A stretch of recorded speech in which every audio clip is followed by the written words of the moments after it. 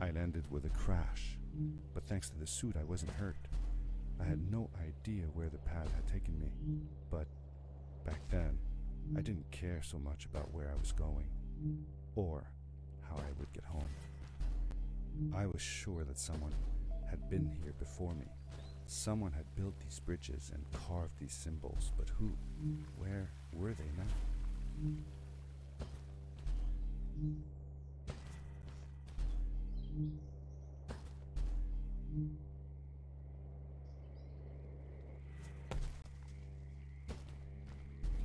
The power core I found activated the suit's grappling device when I picked it up. It must have been left here by my uncle.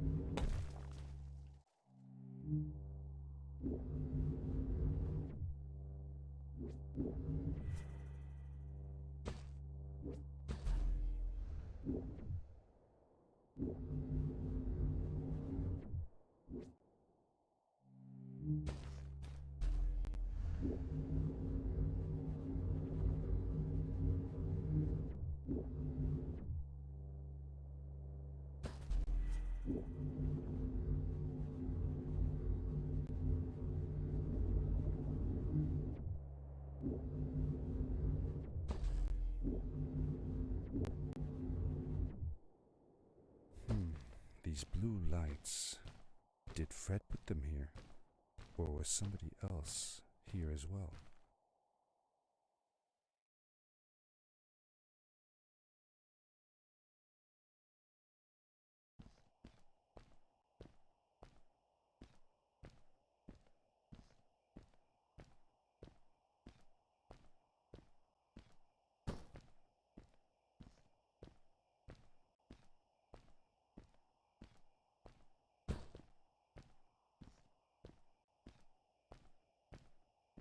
Hello, who are you? You're not from here. Wow, you look just like Fred, but smaller, and with less hair on your face. She knew Fred. I told her that he was my uncle, and that I was looking for him. What's an uncle? I said that I had known him all my life. Really? Me too. I'll help you find him. I'm Madeline. The others call me Mad Maddie sometimes. I don't know why, really. But you can call me Maddie. You've never been to the village, right? Let's meet over there in the square. I'll show you around. I bet you can get there easily with your suit thing. So, I'll see you there. I couldn't believe it. An underground village inhabited by frog people, or more like salamanders. Either way, they walked like humans, they talked like humans. How is that possible?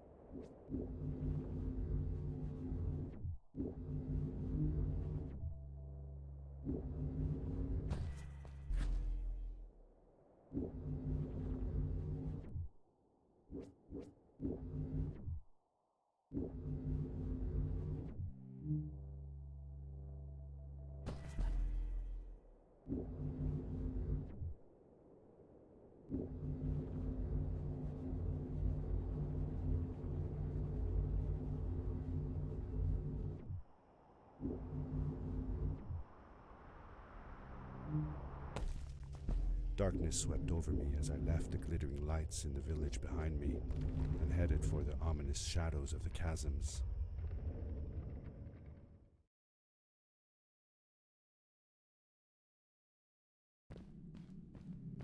As I entered the chasms, it struck me how much darker it was in there. The shadows were black as ink, and although I tried not to be afraid, I couldn't help but shiver. Was it the darkness that frightened the villagers as well, or was it something else?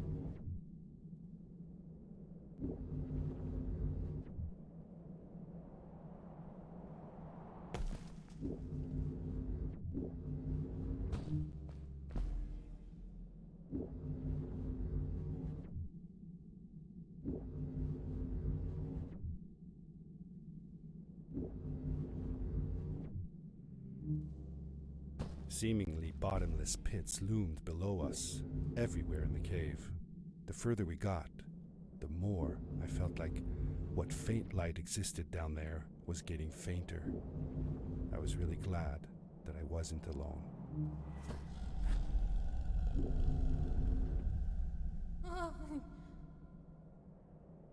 What was that? I had never heard a creature sounding as terrifying, and I imagined it wouldn't be happy about visitors.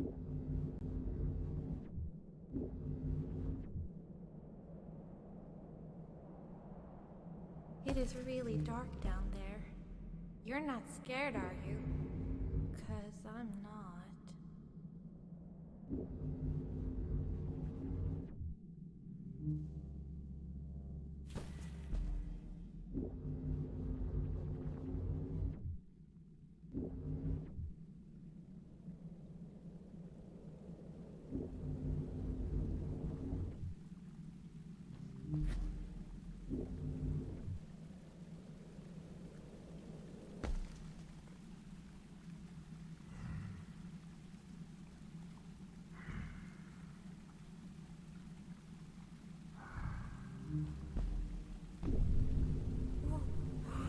Whoa! Dude! I think I figured out what that writing was going on about. Maybe we shouldn't charge right out in front of that thing. Remember what it said. Don't move when the eye is open. Yes! We did it! You're awesome! I knew you had it in you. That was close. We had made it through, and I felt like nothing could stand in our way of finding Fred.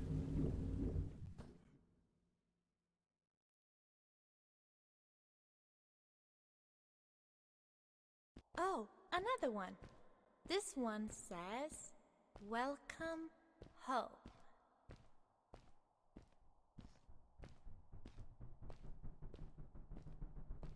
Whoa! This is it! This is where the Strays built their village.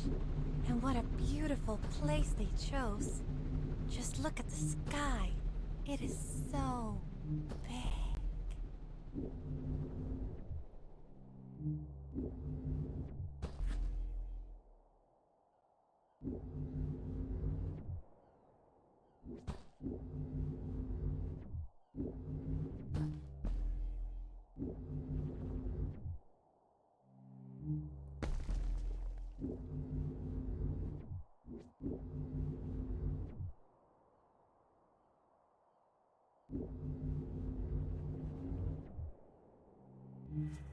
Along my journey, I had seen many pieces of floating rock, but here they were much bigger.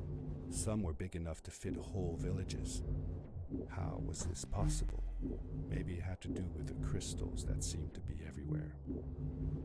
If the legends were true, the Stray civilization was younger than the village. Yet they were making great progress. They invented crystal-powered machines, produced their own fabrics, and built houses out of bricks and stone. It was like a civilization was forming before my eyes.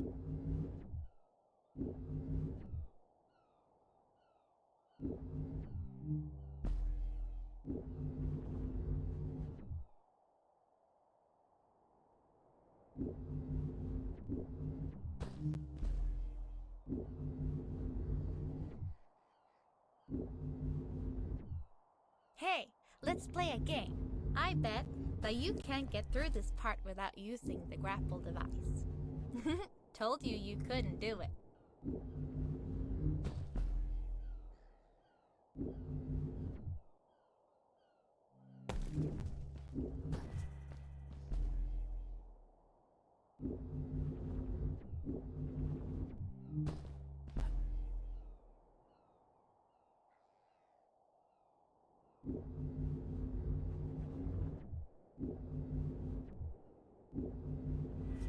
Oh, what's that? The boots! Look! Couldn't you wear those? With this addition, the suit felt at least 20% cooler. Sweet! Now you gotta try them out. Whee! This is awesome! It was awesome. I don't know how to describe the feeling of bursting through the air like a bullet, so fast that my eyes watered and my belly was full of butterflies. Never fully in control, but still feeling like the coolest kid in the universe. I guess I just described it, didn't I?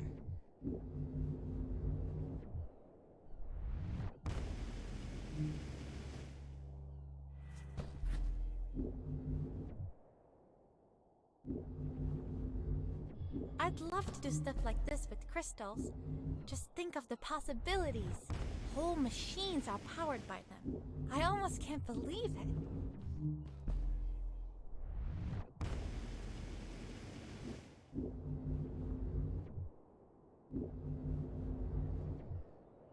A great, icy mountain loomed before me, and I felt a chill run down my spine.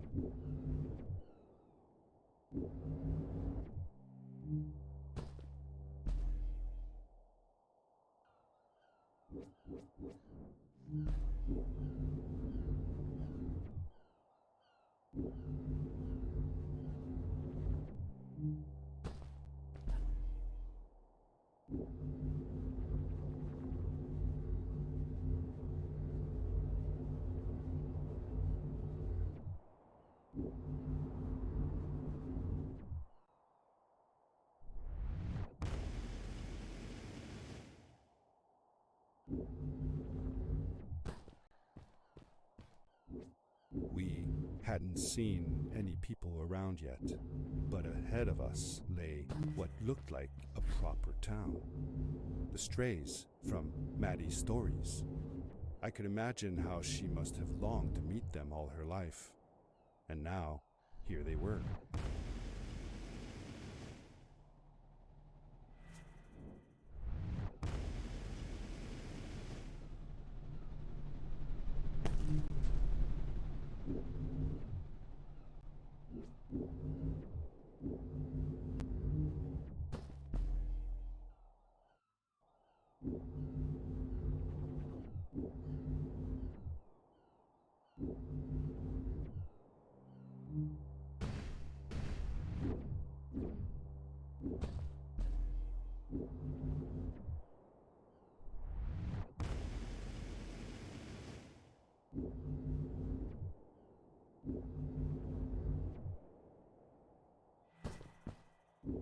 Maddie was silent for a while.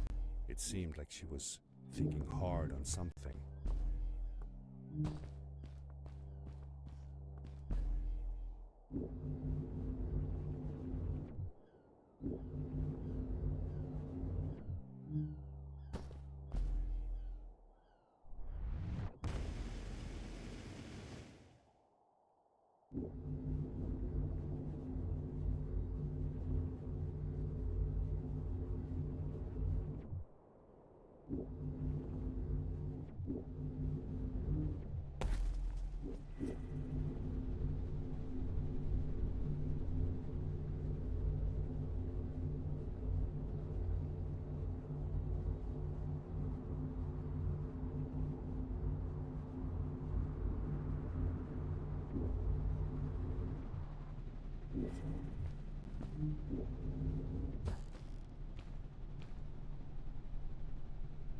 Good day.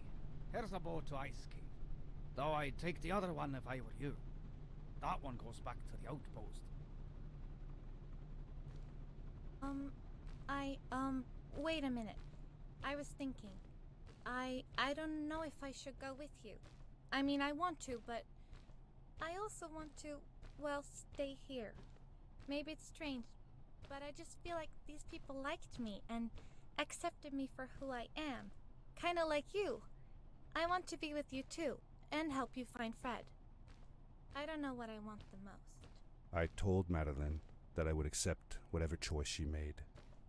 I just never thought about it until now that maybe it wasn't Fred I was looking for when I came with you. Maybe I was just looking for a way out. Somewhere to be free. And I know that if anyone can find Fred, it's you. If you meet him, when you meet him, tell him to come see me, okay? I promised. Thank you. I'm glad I met you. And it won't be the same without you around. Goodbye, friend. I said goodbye to Maddie, and I had a feeling that this was the last time I'd see her. But even in this sad moment, I was happy for her.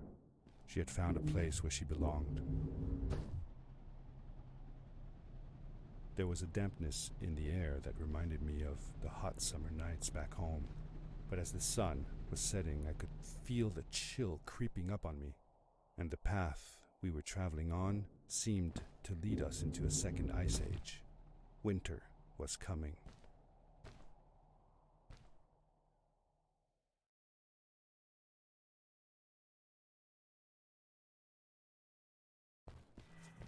Into the caves again, and now it was just me, alone in these cold, barren halls of ice. But Fred had been here, and now I could feel it. I was getting close. Something wasn't right. The grapple device's energy beam was somehow reflected off of the ice, and I couldn't get a grip. I had to look for areas where the ice was not so thick. This was going to be a challenge.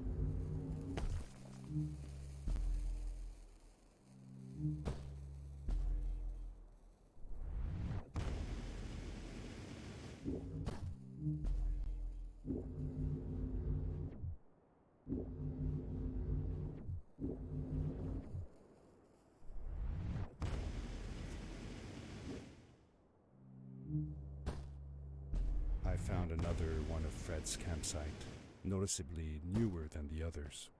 The fire was still smoldering, and I could faintly pick up the smell of the aftershave he always used.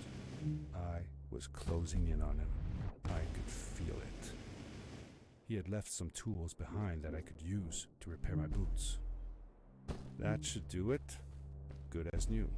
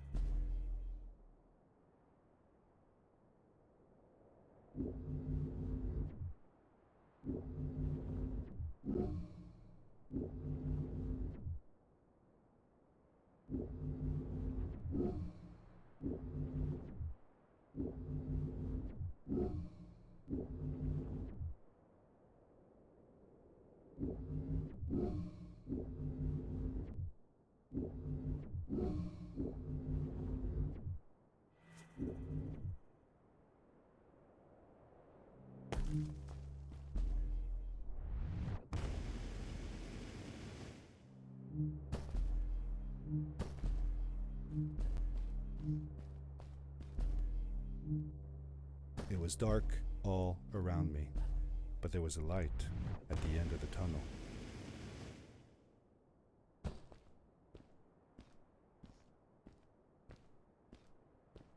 Hello? Nephew? Uncle Fred, I finally found him. My little boy. I'm glad to see you. And you're wearing the suit I made you. But how can you be here? I said that I found the suit in his workshop and that I came looking for him.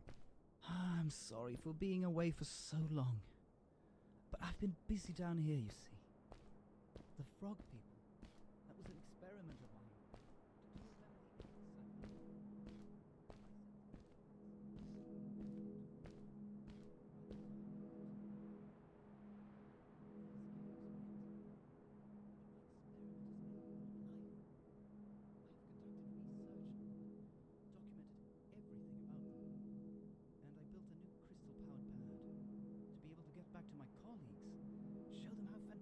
This all is. I interrupted Fred and told him about Maddie, how we came all the way to Starhaven together, and that I had promised to ask him if he would go see her there. Madeline. My little Maddie. I should have taken her to see Starhaven long ago. She was always so curious about the strays. When I left her, I wanted to protect her. Or rather, protect myself from losing her. I've changed my mind. I'm not going home. What does research or praise matter when I can be here with these creatures? They need me. And it's just as well. I don't trust this pad for more than one ride anyway. You need that ride. I didn't want to go home, and I asked if I could stay with him and Maddie instead. I'm sorry, nephew. As much as I enjoy having you here, you must go home. Explore the world on your own. Have your own adventures. I reluctantly agreed to go home. I was going to miss my uncle. I will miss you too. But I'm sure you'll do phenomenal on your own. And don't worry about me or Maddie. We'll be fine. The pad is yours, boy. When you're ready.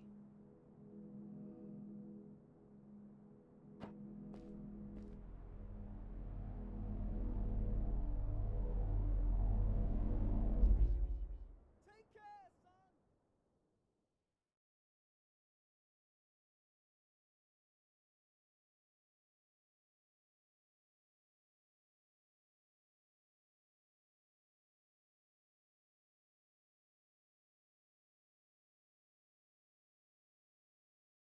The end. Now, good night, sweetie. Wait, Dad. Does that mean Fred is still there? Who knows? That was the last time I saw him. Don't you miss him? I do, sometimes. But I don't worry about him, because I know that wherever he is, he's on his biggest adventure yet. Dear Fred, today I step into the lobby of your house for the last time. My daughter asked me to tell her about an adventure, and I came to think of you. Your house looks just like my mother and I left it years ago. After you'd gone, I was sure she was going to throw out all your stuff, but she just cleaned up. We made you a small memorial. For a while, I came here every day, just like I used to. Sometimes I could even faintly hear your voice, calling from the observatory, asking me to get you this tool or that. I never told my mother about that day. I don't think she would have believed me. Can I believe it? After all these years?